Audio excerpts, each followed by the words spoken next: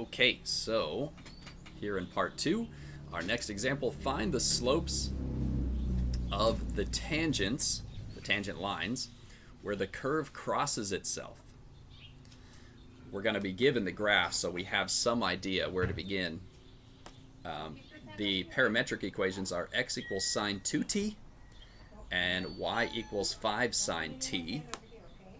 If you were not given the graph, think in a textbook you could graph that in Desmos, but I believe most of these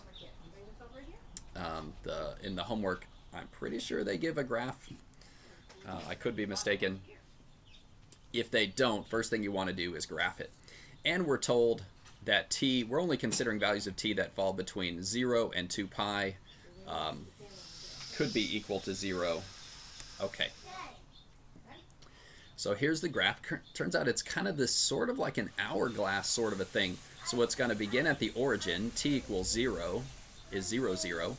And then as t increases, it kind of comes up and then ends up swinging back, going through 5 there, and then coming back through the origin and doing the reverse in this kind of cool figure 8 sort of hourglass, kind of flattens there at the top. Pretty interesting. Definitely not a function, right? But we can think of it as two functions combined.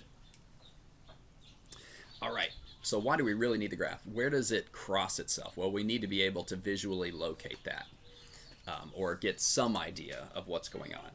And this one crosses itself at 0, 0. Okay, so we know the xy coordinate will be 0, 0. That in mind, that's two different values of t, right? So at t equals 0, we can see it, but then there's going to be another value of t, and we got to figure out that second value of t as it's heading back this way before it comes all the way back around. Okay, how are we going to figure out, let's just say any of those values of t, because this could be a more difficult problem. Find t for the point 0, 0. Very similar to the last example we did, right? Where we had to find the value of theta at that point xy. So we're going to approach it the same way. I'm going to say, all right, I know 0, thinking of it as the x, could equal sine 2t. I know 0 could equal 5 sine t. Right. I'm going to solve each of these, and then I'm going to look at the solutions which match. Okay?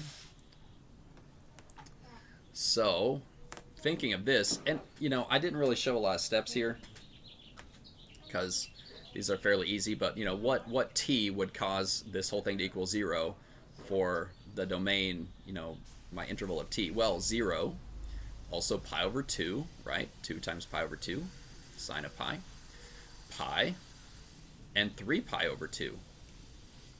I don't have 2 pi because that's not in the interval, but all of these 4 would cause that to equal 0. Over here, though, for the y, 0 equals 5 sine t, it's only 0 and pi that would cause that to equal 0 for my interval. So I'm just going to take the ones that match. I'm looking at t equals 0 and pi. Why do I only take the ones that match? Because over here, instead of like all of them, here we're talking about the x coordinate. Here we've got the y coordinate, right? I need both of them to be 0, 0, 0. X coordinate 0, y coordinate 0.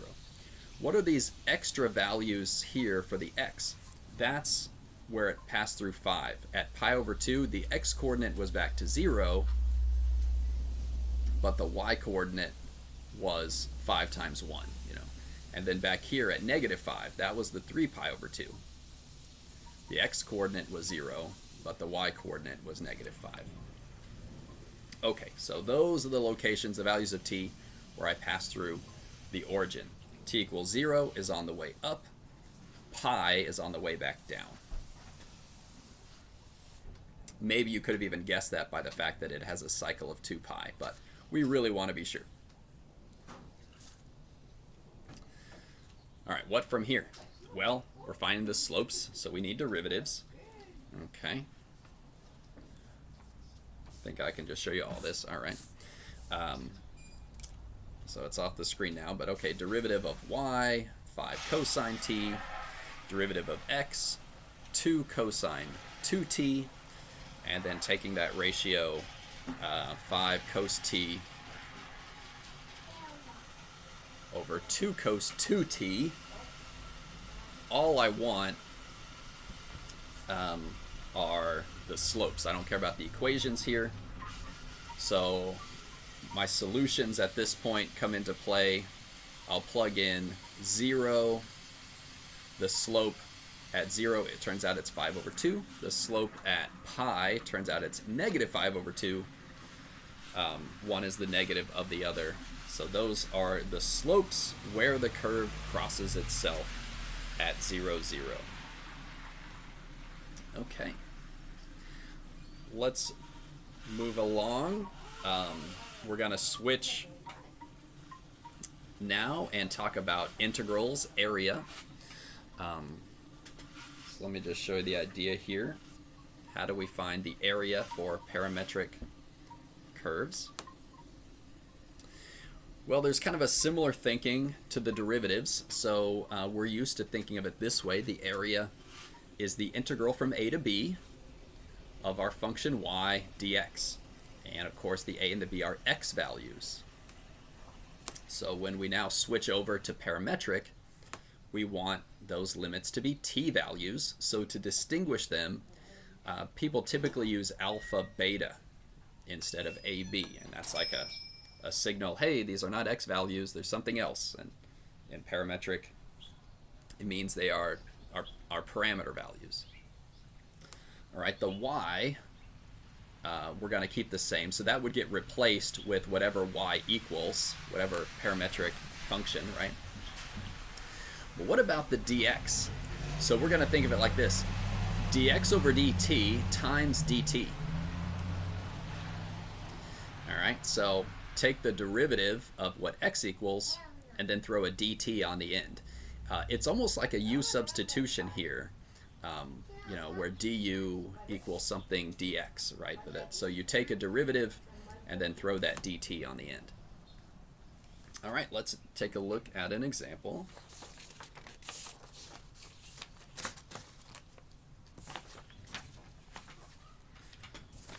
I think I have to cover some part. Oh, I have to cover part of this up again. We're going to do those same parametric equations as a moment ago. X equals sine 2t. Y equals sine 5t. Here we're just going to look at the area from t equals 0 to t equals pi. So just the top half of that figure 8 kind of hourglass sort of a shape. So what I would recommend, again, in homework, they're not going to give you the graphs here. I'd say go ahead and graph those in Desmos just to get a good idea of how that works. Again, to graph this one, you would say, you know, parentheses sine 2t, comma 5 sine t. And then you could adjust underneath that. They have you adjust the values of t you're looking at. So you could get it just to stop right there. Okay, anyway, that area inside is the area we are going to calculate. Now, what's so cool, it's not like, you know, a vertical sort of like an area like we learned originally, you know, where it's from the x-axis up. It's actually enclosed, you know, I mean, you get it, you get it. Well, we're going to just apply our new style of integrating. So what was it a moment ago? Area equals integral alpha to beta y times dx over dt dt, right? So what's that going to be? Well, y equals 5 sine t. Dx over dt is that derivative, 2 cos 2t, and we put the dt on the end. And then our values of t are the limits 0 to pi. Just like that. Well, okay. Let's clean it up a bit. We got the 10, pull that out. Sine t cos 2t. Ooh, boy. Now this is going to be a problem.